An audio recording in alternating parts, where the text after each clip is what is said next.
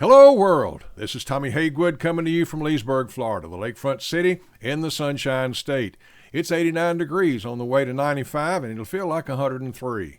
This is Tuesday, June the 30th, 2020. Hope you're having a wonderful day. I recently read a Reader's Digest online article about the wonders of the human hand. It stated that Sir Isaac Newton once stated that the thumb alone on the human hand was sufficient to convince him of God's existence. The thumb on the human hand opposes the other fingers and makes it possible to grasp and manipulate objects and to do a host of intricate things that other creatures cannot do. Heard a doctor on television say a similar thing. He said that the marvel of the human hand was sufficient to convince him of the existence of God.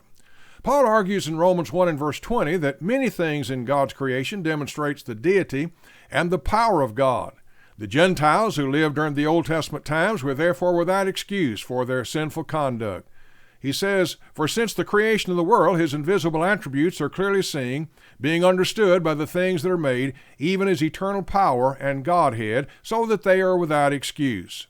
It took a power and an intelligence far greater than anything man possesses to bring the world into being. The hands that used to participate in the sinful conduct will be just one piece of evidence that should have suggested a powerful, intelligent creator to whom they would give an account for their actions.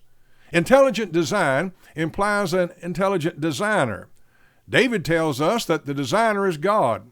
After describing how God is all-knowing in verses 1 through 6 and verses 7 through 12, that God is omnipresent, he tells us that God is all-wise and able to create such a fearful and wonderfully made being as himself. In verses 13 and through 16, he says in the 139th Psalm, "For you formed my inward parts. You covered me in my mother's womb. I will praise you, for I am fearfully and wonderfully made. Marvelous are your works, and that my soul knows very well. My frame was not hidden from you when I was made in secret, and skillfully wrought in the lowest parts of the earth.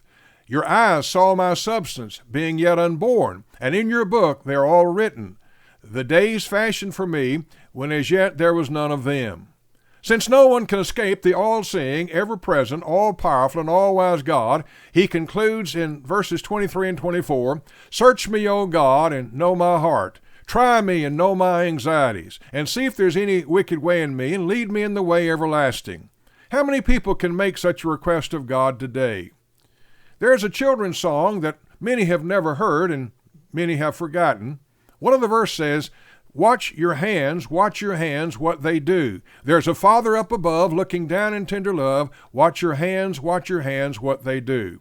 Oh, that people could just learn the really important lessons in life in their youth.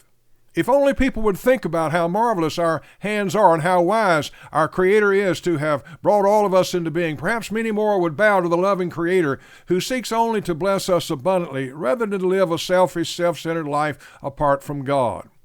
After Jesus was raised from the dead, he appeared several times to his disciples and convinced them that he had been literally raised from the dead. On the second appearance to his apostles, Thomas was also present. Jesus told the doubting disciple in John 20 and 27, "Reach your finger here and look at my hands, and reach your hand here and put it into my side. Do not be unbelieving, but believing." Thomas did, and he exclaimed in verse 28, "My Lord and my God." In verse 29, Jesus said to him, "Thomas, because you've seen me, you have believed. Blessed are those who have not seen and yet have believed."